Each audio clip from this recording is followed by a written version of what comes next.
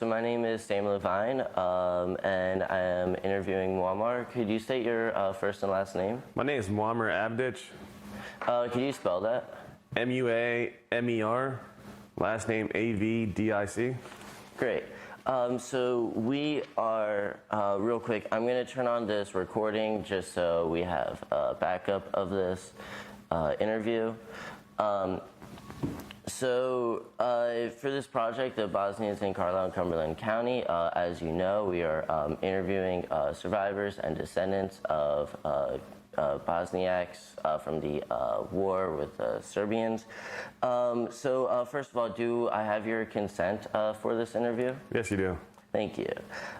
So the date today is April 14th. It is currently 11:40-ish, 11:31. The time's now 11:31.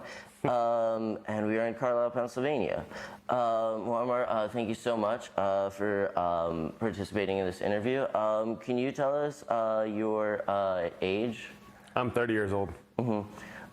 So how old were you when the war began? So I was a baby. I was an infant, basically. So I was born December 31st of 91, and the war kind of started February or March of 92. So I was pretty much a couple months old. And my family pretty much escaped Bosnia fairly quickly as soon as it started. Where did your family go? We went, so initially when the war started, my dad basically left everything we had. We hopped on a train, went to Slovenia, and at the time, you know, there wasn't too much information. It wasn't like a social media era where you knew where to go. So we basically went to Slovenia. Once we got there, there was Red Cross shelters set up, and we ended up staying there for about 18 months or so in Slovenia at this Red Cross shelter. Do you know what that decision was like for your family to move? I mean, it was tough. You know, like my dad, he just started his job. He was a math professor back home. Obviously, like he had my sister. She was a little bit older. She was like 3, 4 at the time. Then he has a newborn in me, and you know, things start. You don't really know what to do. You're basically kind of just guessing, like, hey, where can we go to survive? And then you just hear stories from other people. You kind of know of safe zones, where you can go, where you can't go. He just, you know, settled down, bought his first apartment, had like a little weekend house as well, just got a brand new car. You basically have to leave it all behind, and it's like, you know, where do you go? Like, you just have to do what you gotta do, I guess. So where did, how long were you in Slovenia, and then where did you go? We were there for about 18 months. So we were at this, you know, shelter where a lot of other Bosnian families were. After that, a lot of countries had borders that were open. Obviously, people that were there, they didn't really know that there was open border just because of the lack of communication and the lack of news and things like that. But my grandfather, he ended up being in Germany, and somehow through communication, you know, calling here and there, we ended up finding out that he's there, that we could get in there. And technically, we actually got into Germany illegally. He knew some people that could just basically drive us across the borders. And from Slovenia, we ended up getting into Germany. And we stayed in Germany for about 5.5 years in Berlin. So would you say some of your like early memories are from Germany? Yeah.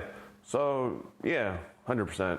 What would you like, what specifically, like, do you remember from your childhood in Germany? Like, what was that like? Did you feel like you were welcomed, or? Oh, yeah. I mean, I was still very young, but Germany was amazing. I mean, Germany, even though we were illegal, they still welcomed everybody with open arms. Obviously, at the time, we were immigrants coming from Bosnia, so not many Bosnians really worked initially. We were basically on like government welfare of some sort. But the German people, they really welcomed us. They gave everybody housing. They made sure all the kids went to school. They welcomed us with open arms. But around like the 5-year mark is when they kind of said, hey, you guys have to kind of get out. So it was basically like a threat where they kind of told everybody like, hey, we're going to kick you guys out, either go back to Bosnia, go to the United States, go to Canada, go to Australia. So they gave us multiple different options on different countries that we could choose from. We obviously ended up choosing the United States, but come to find out, years later, people that didn't end up leaving, they actually ended up getting German citizenship. So it was more like a scare tactic used by German people, like get out as many people as they could, and then whoever stayed, stayed. Okay. That's interesting. Yeah. So that was probably like 97 when that happened? Well, we came to the United States July of 98. Okay. Yeah. And what was that process like? Do you remember that? So one of my cousins, he actually lives here in Carlisle. His name is Damir. He got adopted by an American family because he was actually in an internment camp over in Bosnia, and he ended up getting adopted by an American family in Washington D.C. And that was probably maybe like 94, 95. After that, he ended up bringing his parents over from Bosnia, and they were our cousins. And then just through that, we kind of came to the United States through them. So we lived in Washington D.C. initially, right around like Columbia area, D.C., whatever. But yeah, that's basically kind of how we came here. And how long were you in D.C.? In D.C., we weren't there more than maybe less than a year. And then did you come Then we to ended up here in Carlisle? Carlisle, yep. And how did you find Carlisle? Carlisle, we actually, one of my good friends, his name is Ibno Hernjik. He lives here in Carlisle as well. His dad was very well connected with a lot of different Bosnians. I'm not really sure, but he's just always been connected. And he knew a friend of ours that lived down in D.C., and we basically ended up kind of connecting, networking, and a lot of Bosnian people came from down there to the Carlisle area. And a lot of people were saying hey, this is a really nice area, great schools, a lot of jobs for people that don't really speak the language. Jobs that are very close by, so it just really worked for us, because not many people really spoke English. Many people weren't educated. Even if they were, those degrees didn't really carry over or transfer over. So people worked the worst jobs. And in big cities like Washington D.C., it's you can work in a hotel, or and then you're in the inner city. Your kids are in predominantly very bad schools. Versus here, it's you're in Carlisle, it's a small town, still pretty good schools, things like that. So growing up in Carlisle, so you're probably around 8 years old? I was around 6, 7. I mean, I started first grade here in Carlisle. Okay. So that's probably 6-ish. Yeah. So do you remember mainly hanging out with fellow Bosnian? Mostly, yeah. So initially, I mean, I had a few American friends, but because we lived in College Park. I don't know if you're familiar with where College Park is, right behind Dickinson. But a lot of Bosnians came, and we kind of settled there in College Park. And again, it was word of mouth. We like it here.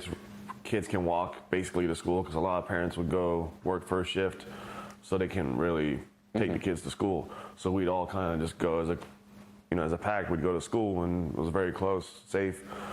But yeah, that's pretty much. How would you describe the relationships that you developed with the non-Bosnian students Around here? Yeah.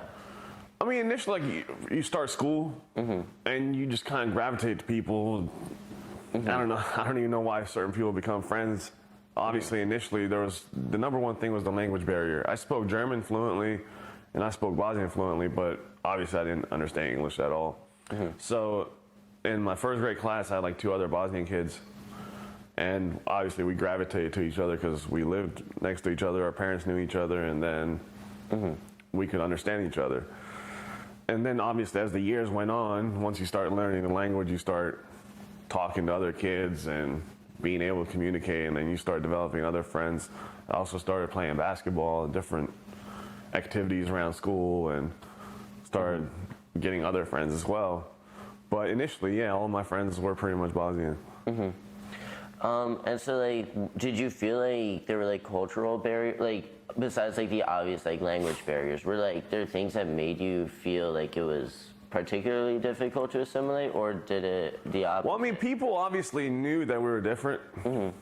I mean, it helped us that we were, not to sound like, but we were white, so that, white people, they saw us as white still, so we didn't really stand out as much as, maybe Arabs or something, where they're discriminated based on the way they look or what they wear, because we still wore the same clothes as white. We looked the same. The only thing that was different was our names, and initially we didn't really speak the language, so people were like, who the heck are these people? I had people like, to this day, there's people that don't know where Bosnia is, and especially very early on, people thought that Bosnia was like some random part of America. I had people that asked me like, what part of Texas is Bosnia in? So it's like you hear like all these crazy like remarks and people just asking you these crazy questions, and then they're like, why are your names so weird if you're just from Texas? And I'm like, where did you hear this from? And it's just crazy rumors that get passed on, and I mean, I guess that was being talked amongst some of the American people, but I don't know. How do you feel about the fact that like so few Americans like know anything about Bosnia? I mean, I don't really feel any type of way. I'm not gonna be mad at them. It's like people are gonna learn about what they're interested in and what I don't know. It's like asking me like, why don't I know about some random person or something? It's like if they're not exposed to it, if they don't really know, it's hard to be mad at them. It's hard to expect things from people. But it's a pleasant surprise when people do actually know about Bosnia. You can start a conversation, you can talk to them, and more over the years, you're starting to see that people do know things about Bosnia. Initially, we had pretty much, I don't think anybody knew anything about Bosnia. But now, like one person meets somebody through work that's Bosnian, and they have a friend of a friend that's Bosnian or something, and more people are starting to know. But overall, I think most people still don't really know why we're here. So you were talking about like how like you come off as white, you dress very similar to a lot of your neighbors in Carlisle. Did you feel like you faced a lot of like Islamophobic discrimination growing up? Not really, because me personally, I don't really like wear like what I am on my sleeve. Like I just blend in. I don't want to stand out. Like why would I why would I want to be like a sore thumb? I mean, like growing up, like my grandfather was always like just fit in. Obviously, when somebody like you comes and starts asking me more personal questions, it's like you want to know. But why would I go out there and tell people what I am if they're not even interested in it? So, personally, I don't think I experienced that. But then again, I never really put myself out there either. So in terms of like your personal relationship with like your like Bosnian and like Islamic identity, like where would you say like that fits among like your identity as like an American? Like would you say like your like Bosnian and like Islamic identity is like really close to you, or do you think it's just kind of like what? I mean, I think like my Bosnian is like super close. Obviously, like I'm proud of who I am. I'm proud of where I come from. I'm proud of what we've been able to achieve here. So yeah, I love it. I love who I am. I love where I'm from. When I go to Bosnia, it's home. And even here, like when I hang out with Bosnians, like it's natural. It's easier for me because we just get each other. But as far as how close I have it to me, I mean, it's pretty close, but not. It's not, I don't know how to explain it. I don't know. It's hard for me to explain, but it's pretty close. I value it, and I respect it, and obviously I love who I am and where I'm from. So you said that you've been back to Bosnia. Do you go there often, or how often have you been back? I mean, initially when we were younger, obviously my parents didn't have that much money. They worked very low-end jobs, so we didn't go that often. We might have went twice from the point when I was in America to the end of high school. I might have went twice, so twice in like almost 2 decades. But now that I'm older, I mean, obviously I'm married now. We like to go every other year. Was it initially like difficult, like psychologically or like emotionally, for your family to return to Bosnia? I mean, it's hard for me to speak because like I never really went into that with my parents. Obviously for them, like they have a lot of memories. I'm sure it impacts them a certain way. For me going over there, it was all brand new. I didn't know anything. I didn't really remember much. All I know is the stories and what I've been told. But going over there, it always felt good. Where was your hometown in Bosnia? So I was born in Tuzla, Tuzla, Bosnia and Herzegovina. But initially, like obviously, I would have lived maybe somewhere else. I was just born there. There's like a big hospital there, so a lot of Bosnians that are kind of from that general area probably, got born there. But I might have either lived in a town called Kalesia or Zvornik. It's all kind of on the same side. When you return to Bosnia, do you go back to Tuzla or? So I go to a place called Živince or Sarajevo. So my dad, he has a sister that lives in Sarajevo, and then I have an uncle that lives in Živince. So it's a much smaller town. Sarajevo obviously is the capital. It's a huge city. So I mean, nowadays, like you have family like throughout. You have friends. My wife has a house kind of right outside of Tuzla, and it's all fairly close. Like say from Tuzla to Sarajevo, it's about 2 hours driving. Kilometers wise, maybe like only like 80 kilometers, but it's all through the mountains. It's like curvy roads, so it takes about 2 hours to get there. But nothing's that far. So we go from place to place. Now my parents bought a condo close to my uncle, so they're gonna have a spot. So we travel. Obviously, we have cousins in different places, and we try to experience as much as possible. Yeah. Because we are tourists after all. It's like weird, here we're considered foreigners, and you go over there and we're considered foreigners again. It's like nothing's really like, everywhere we go, we're not like really considered as like from there. It's weird. So would you, in terms of what you would say is like home, like when I say home, like does Bosnia come to mind? Is it Carlisle? Like I mean, this is my home. Yeah, this is my home. So I consider the Carlisle my home town, basically. I mean, it's given us everything we have, so I'll always love Carlisle for that. Okay. Yeah. But like, so when you return to Bosnia, it's not just Tuzla. You see as many people, as many like family, friends throughout. Wait, say it again? So like when you return to Bosnia, like it's like you see as many like family and friends as possible. Like you're not just going to one place. Pretty much, yeah, pretty much. Because everybody wants to see you, obviously. Like, it's hard. It's hard to like just say, I'm going to this person's house, and then somebody's gonna be like, oh, you didn't come see me, and it's family. Imagine like here, like if all of a sudden your family was across the world, and then you go to that location where they're at, and you're like 10 miles away from them, and you don't go see them. They're gonna feel some type of way. So it's like you gotta make time to see everybody. But you find time. Usually when we go for at least a month at a time because it is so far away, and then you don't have to pay for housing. You don't have to. It's much cheaper in general over there to eat, to go out, to do whatever. But not having to pay to sleep and stay anywhere is a huge plus. Currently, the situation in Bosnia between the Bosnians and the Serbs is really difficult, to say the least. Can you tell us a little bit about that, and then also just like how your family in Bosnia is feeling about it? Well, I mean, obviously I don't know if because I live here, so I don't know first person how they're feeling or like what the actual situation is. All I can talk about is the news that I'm reading and what I'm hearing from them.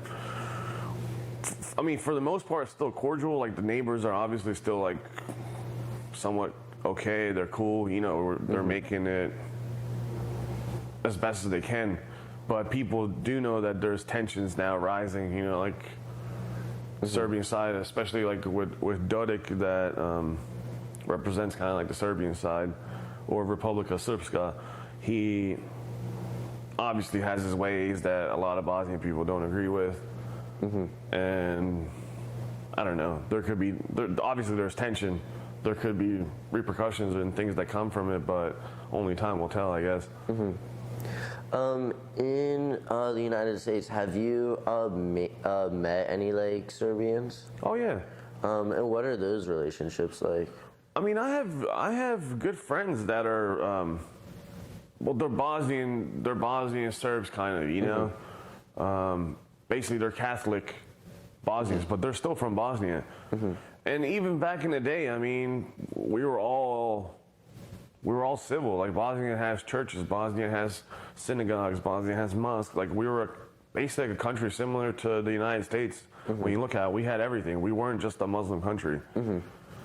But the war led to like so much tension between people just based on religion. But before that, we all lived together just kind of like we are now. So to say that a war is never going to happen again, that's what people said before too. And kind of like I said now, like neighbors were cordial. Neighbors were cordial back then too, but all of a sudden they turned on each other. Just for a simple fact, I think religion, number one. But you would say that like, so you do have Serbian friends then, like you get along with them, and I mean, I have a couple friends, like they're not like full on Serbian, but they're Bosnian and they're Catholic. But yeah, we're friends. I mean, I grew up with a lot of them. It's funny, like over there we couldn't coexist, but here we still coexist. And obviously, like with me, I'm very open-minded. So I don't really judge people based on their religion or who, like, I just based on, you know, the type of person they are to me. Obviously, like, there's certain Bosnians that are worse people than some of them. Not every Serbian was bad. Like, another thing I didn't include in the opening is, like, my dad's roommate in college was Serbian. And he's actually the one that got us into Slovenia. So while, you know, it's like Serbia versus Bosnia, basically, there's a good guy on the other side that's like, hey, come over here, like, you're gonna be safe. So even though he was on the other side, he still like respected that friendship that they built through college, and he still looked out for us. How did your parents explain the war to you? I mean, I don't even know. All I've heard is like stories. Obviously, you hear like all the bad things that happened. Obviously, there's nothing really good came out of it, so it's all negative stories. And you hear the way people were treated. Obviously, like I have family members that died. Plenty of my friends that live in Carlisle don't have dads or don't have certain relatives because of the war. So there's nothing good. It's all the stories are negative. There was a lot of bad things that happened. Civilians got killed for no reason. People got chased out. I mean, we're hearing like thousands of miles away, not because we want to be, but we were forced out. So, I mean, it sucks. A lot of the stories were negative, and you hear a lot of things that you don't really want to hear. But what other stories were you told about Bosnia? So, well, first, how old were you when you finally like returned to Bosnia? I was maybe like 10 or 11. And what were 12, I don't know, somewhere around there. Besides the war, like what were you told about Bosnia?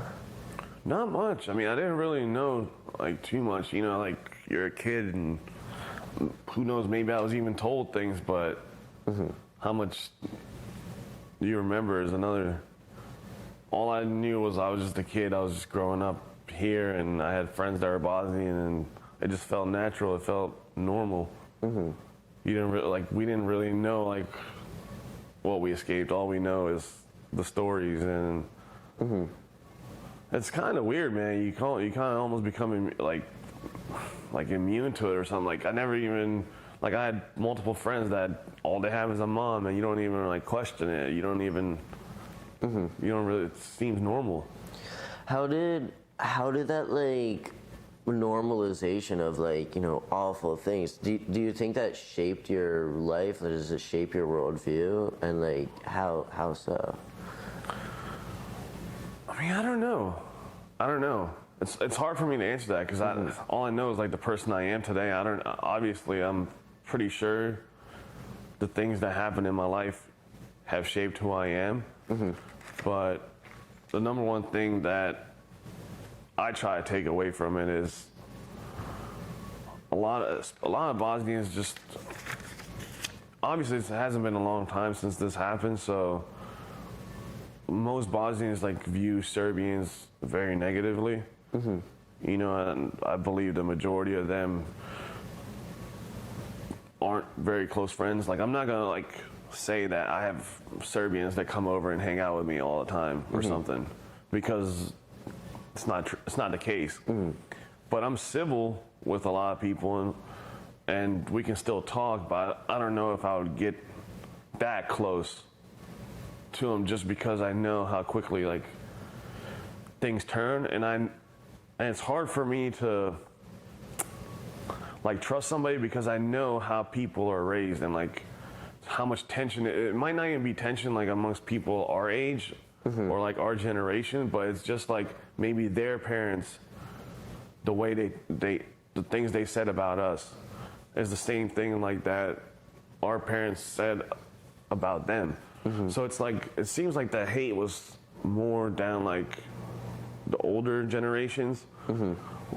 We'll see how things go, like obviously as we get older and like once we have kids, if that's gonna kind of like fade away a little bit. But it's just so hard to like really speak on it because I'm just like one person. I didn't really experience that much. I try to like evaluate every single person based on who they are and not judge too much, but I don't know, it's very difficult to really answer like a lot of these questions. No, it's absolutely okay. Circling back, we were talking about Islamophobia in the United States. Have you ever felt like, in the past like 10 or 20 years where like you have that like same level of like distrust to like fellow Americans? Yeah, I mean, I believe like if you're openly going out and saying you're Muslim, like people are gonna judge you 150%. Like that's without a doubt. Like people are uneducated. They don't even know what Islam is. There's plenty of people, kind of like what I said earlier about like Bosnia. They have no clue where Bosnia is, and it's the same thing with Islam. Like majority of people have no clue what Muslims believe in. People have these crazy like ideas in their head that we're bad people, that we believe in the devil, or who knows like what they come up with, that we believe in killing people, or it's these crazy things, when in reality like Islam is just like any other religion. It pushes you to be a good person and to care about people and to be compassionate and to do good things. But the lack of knowledge and people just not knowing leads to a lot of Islamophobia like you're talking about, and 9/11 didn't help. The war in Iraq, and it was basically almost like a war on Islam, because the only thing people know is all Muslims are Arabs. When in reality there's Muslims of all skin colors and races and ethnicities. But it's the lack of knowledge that kind of gives people the Islamophobia, and that's kind of why me personally, I don't want to get involved. I don't want to go out there and preach to people. I just don't want people, I don't want to be a target. I want people to judge me just based on like my conversation with you and how I treat you. I don't want people to judge me based on who I am or what I believe in. I asked you about this earlier. So you said that your wife is also Bosniak. So when did you meet her? I met her in. She'll get mad at me. But I think it was 2014, or maybe before 2013. Let's say 2013. Yeah. Yeah. So what was it here in Carlisle? No, so she's from California. She's from Alameda, California. It's right outside of San Francisco. And believe it or not, we actually met online, and then we met in person in Bosnia. Yeah. Yeah, so we were from a similar area, and we just, her family was going over there. It's 2015, July 2015. And I went out there too, and we just spent like a month and a half together. It was great. Then I went to California, visit her a couple times. She would come here, and we just kind of went back and forth. We tried to visit each other as much as possible. And she was in college in the meantime. I was working on growing my business, so we were just, it was long distance, but we tried to see each other as much as possible too. And then we would spend we went, I think it was every other summer, we went to Bosnia and spent like a whole summer together, a couple weeks. It would be at least like 4 to 6 weeks at a time. Yeah. And then the rest is history, yeah. We ended up getting married in 2019. Yeah, congratulations. Thank you, man. Were you looking, I guess hindsight, is the source, but were you looking for a Bosniak person? Yeah, I mean, obviously growing up in America, my parents were very open-minded, in general, compared to maybe most Bosnians, they're a little more open-minded than usual. They let me choose any type of girl I wanted. They weren't like, oh, you gotta marry a Bosnian girl. Versus with a lot of Bosnians, that is the case. A lot of Bosnians are like, you have to marry a Bosnian girl. And my parents just didn't view that as fair, just because we're in America. It's like, how many Bosnians are here and how many other races and different people are here. So they always let me choose, but it was just the simplicity and the ease of just the same upbringing. The way she was raised, the same way I was raised. And the same thing with you. You're probably going to find the most mutual connection in a girl that's very similar to you. Things, the way you were brought up and everything. It's just easier. And then when you have kids, because with me, I don't know, I'm very logical. It's the more similarities we have, the easier it's going to be. I always thought that. And then when we have kids, it's going to be that much easier when we're on the same page. Our parents can communicate easily. But then my sister, she's married to an American guy. So she was very Americanized. With me personally, I always loved my Bosnian roots, and I just always got along with my Bosnian friends. I have maybe 2-3 American friends that are on the same level as my Bosnian friends. It's I have probably 5 really close Bosnian friends and 2-3 really close American friends. But I view them on the same level. We just built such a great bond where I don't care, if they're American or whatever. But the same thing with them. They don't care what I am. We just became great friends. Yeah. Did you feel growing up? Have you felt this kind of pull and tug between your identity as Bosnian and American? Not really. Not really. I mean, look at America. Everybody's from somewhere. So in a way, it felt like you'd fit in just like everybody else. I mean, I felt like I did. Obviously, there was Carlisle. I don't know. Some people say it's very conservative, and I mean, people did judge us, man. There was a lot of times where people would be, oh, you don't pay taxes. You're Bosnian. It's what do you mean? We live here. If I own this house, I got to pay property tax. If I work there, they're going to take taxes from me too. It's not. But I think a lot of people that we grew up with, they didn't understand how we just came here, and then it's I live on the same street as you, or you have a better car than me. And I grew up here. My parents, were, I was born here, and my parents were born here. It's how do you already have more than me? So their only logical reasoning was oh, there has to be something. They're getting all these benefits from the country, or they're not paying taxes.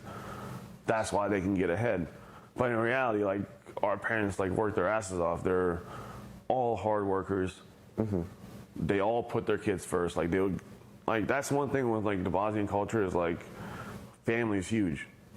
Like our parents, like I know my parents and a lot of my friends' parents, like they will do anything for their kids. Literally, like they'll get them a car, or they'll whatever, even if they have to work crazy overtime. Versus the American way is kind of like, all right, you're gonna work for your car, you're gonna. At least a lot of people that I grew up with, it seemed like there was like animosity and of some sort, and I don't know. There was definitely like hate towards us from certain people, but then other people loved us too. It was kind of like 50-50, but and with me, like I grew up here, so like me talking to you, you probably wouldn't even be able to tell that I'm Bosnian. I have no accent, but say some people that have a strong accent, or you can tell they're from somewhere, I'm sure they get even more discrimination or racism towards them. Especially around here, like some of the more country folks, they don't really, they're not too fond of immigrants. Or so you were talking earlier about how your father was a math professor, and then what was his occupation when he came to the United States? I mean, in D.C. he was a dishwasher, so he went from like, I mean, he's like a country boy, so it's, I mean, I don't know, it's unbelievable. Like his sisters, like he's the only boy amongst sisters. One only like finished 4th grade. The others maybe finished 8th grade max. And over there, it's like if you're like from the country, you're just like we need you to work. There's no school, like especially as a girl, like you're gonna get married somewhere at some other family anyway. So least you can do is like know how to cook. It was a very old school mentality. And for him to make it out and like to finish, because he went from like the country, he went to Sarajevo, graduated from there. It was a huge accomplishment. It was like unheard of at the time, really. It's almost like becoming like I don't know, this might be like crazy to say, but like a billionaire or something right now. It's like pretty much like 1 in a million type of chance. So amongst the Bosnian community, like he's very well respected. Like people like know him and they respect that. But he always tells me like, do what you want to do. He always wanted to be an architect, and his dad really pushed him to be a math professor. And he's like, look at me now. Like had I become an architect, what I wanted to be, maybe I could be an architect here. Because here he can't teach math. It's like people in the United States usually aren't very good at math, and then there's that huge language barrier. And it's like it's going to be that much more difficult for him to teach that course. So he never really wanted to do that, but he's like, if I was an architect, I could work by myself, do my drawings, start a business or whatever, and kind of carry over. So that's why he always let me do what I wanted to do. He never like pushed me, or he never told me I had to do something in life, because he just didn't want like the same thing. Because it's like, he's like, look at me, I worked my whole life to become this. And just like that, as soon as I'm a dishwasher, It's like you work your whole life for something, and then just like that, you're nothing again. Yeah, that must have been. Yeah, it's really, tough. like, It sucks, So you're like, basically, just do what you want to do. Don't do what other people want you to do, because you never know like where your life's gonna go. All right, so if there's something that so we expect that students, researchers might be looking at this in a few years, few decades. What would you want a viewer to leave with about who you are, your identity, your story? Me or Bosnians in general? Either. It could be about you, it could be Bosnians, because you have your own story. I mean, number one thing I think is we all came here, like we're good people, number one. We're very hard workers. We want to make the United States better. So we're not here, we're not here to do bad things. Like I believe Bosnians as a whole are doing a lot of good for the America, just in general in the United States, but especially here in the Carlisle area, We have business owners, we have lawyers now, doctors, dentists, and that's only going to get better and better over time. But I just want people to like learn, like educate themselves and see like who we are and like what we bring to the table. We're not just losers or something. Like we came here like the earliest was like maybe in like 98, 95, and in less than 20 years, like a lot of us have accomplished a lot of things.